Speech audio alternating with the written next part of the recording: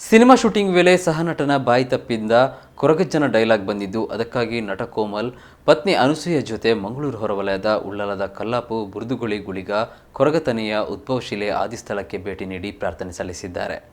ಕಾಲಾಯ ನಮಃ cinema shooting ಸನ್ನಿವೇಶವೊಂದರಲ್ಲಿ ಸಹನಟ shine ಶೆಟ್ಟಿಯವರು ಹೇಯ್ ನಿನಗೆ ಒಳ್ಳೆಯದಾಯಿತು ಮಾರಾಯ, ಕೊರಗಜ್ಜನಿಗೆ ಚಕ್ಕುಳಿ ವೀಲ್ಯ ಇಟ್ಟು ಪ್ರಸಾದ ತೆಗೆದುಕೊಳ್ಳಬೇಕೆಂದು ಬಾಯಿ ತಪ್ಪಿ ಡೈಲಾಗ್ ಹೇಳಿದ್ದರು.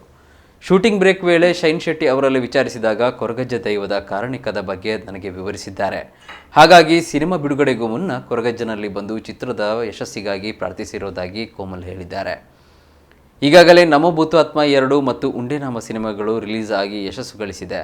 ಮುಂದೆ ನನ್ನ ನಟನೆಯ ರೋಲೆಕ್ಸ್, ಹುಕುಂ, ವಜ್ರಮುನಿ, ಕೋಣ ಮುಂತಾದ ಸಿನಿಮಾಗಳು ಚಿತ್ರೀಕರಣಗೊಳ್ಳುತ್ತಿದ್ದು ಶೀಘ್ರದಲ್ಲಿ ಬಿಡುಗಡೆಗೊಳ್ಳಲಿದೆ ಎಂದರು.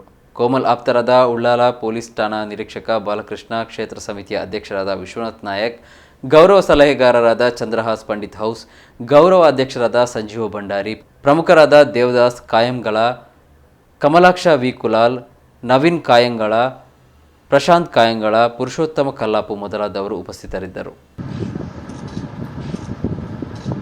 ಇವತ್ತು ಕೊರಗಜ್ಜ ಮೂಲ ಕ್ಷೇತ್ರಕ್ಕೆ ನಮ್ಮ ಬಂದು ಇಲ್ಲಿ ಸೇವೆ ಸಲ್ಲಿಸಿದ್ದೀವಿ. ಇದಕ್ಕೆ ಕಾರಣ ಏನಕ್ಕೆ ಅಂದರೆ ನಮ್ಮ ಕಾಲಾಯನಮಲ್ಲಿ ನಮ್ಮ ಶೈನ್ ಶೆಟ್ಟಿ ನನ್ನ ಜೊತೆ ಸ್ನೇಹಿತನಾಗಿ ಆ್ಯಕ್ಟ್ ಮಾಡ್ತಾರೆ.